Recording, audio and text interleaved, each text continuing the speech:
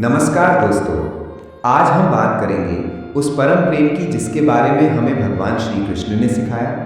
उनका जीवन ही प्रेम का सबसे बड़ा उदाहरण है। लेकिन उनका प्रेम सिर्फ राधा और गोपियों तक सीमित नहीं था।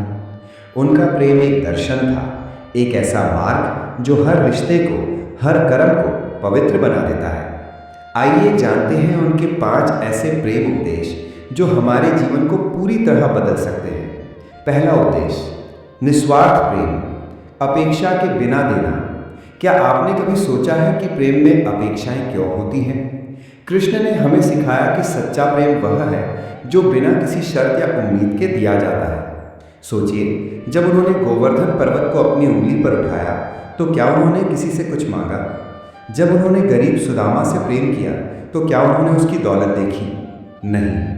प्रेम का अर्थ है बस देना। जैसे एक माँ अपने बच्चे को बिना किसी शर्त के प्यार करती है, वैसे ही हमारा प्रेम भी निस्वार्थ होना चाहिए। यही निस्वार्थता हमें मानसिक शांति देती है। दूसरा उद्देश्य, कर्तव्य के प्रति प्रेम, कर्म ही पूजा है। भगवद गीता में कृष्ण ने अर्जुन से कहा, अपना धर्म करो, फल की चिंता मत करो। ये सिर्फ युद्ध का उपदेश नहीं था, बल्कि प्रेम का भी था।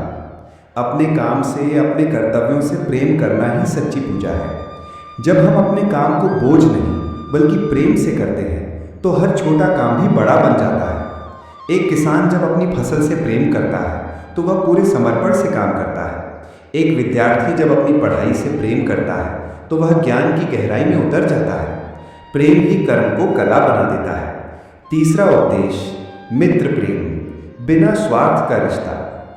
कृष्ण और सुदामा की दोस्ती दुनिया में सबसे पवित्र मानी जाती है। सुदामा गरीब थे, कृष्ण राजा थे, पर उनके रिश्ते में यह भेद कभी नहीं आया। प्रेम में ओहदा या दौलत मायने नहीं रखती। सच्चा मित्र वही है जो आपकी सफलता से खुश हो और आपके दुख में आपके साथ खड़ा रहे। कृष्ण ने सुदामा के पैर धोकर दुनिया को यह संदेश दिया कि मित्रता में कोई छोटा या बड़ा नहीं होता।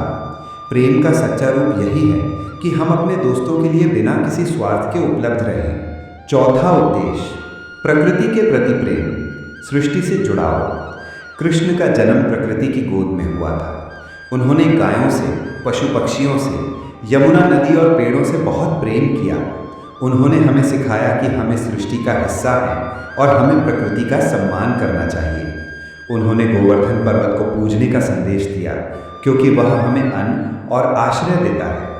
जब हम प्रकृति से जुड़ते हैं तो हम खुद से जुड़ते हैं। प्रकृति का प्रेम हमें शांति और सुकून देता है। पांचवा उद्देश्य, आत्म प्रेम, स्वयं को स्वीकार करना। यह आखिरी उद्देश्य है लेकिन सबसे महत्वपूर्ण उद्देश्य, आत्म प्रेम। कृष्ण ने हमें सिखाया कि हम सिर्फ शरीर नहीं बल्कि आत्मा है। प्रेम की शुरुआत अपने आप से होती है। जब हम अपनी कमियों और खूबियों के साथ खुद को स्वीकार करते हैं तभी हम दूसरों से सच्चा प्रेम कर पाते हैं। आत्म प्रेम का मतलब ये नहीं कि हम अहंकारी बन जाएं, बल्कि ये है कि हम अपनी दिव्यता को पहचानें। जब हम खुद से प्रेम करते हैं तो हमारे अंदर एक शक्ति आती है जो हमें हर चुनौती का सामना करने की ताकत देती है। तो ये थे भगवान कृष्ण के प्रेम के 5 उपदेश। प्रेम सिर्फ एक भावना नहीं बल्कि एक मार्ग है जो हमें खुशी, शांति और संतोष की ओर ले जाता है।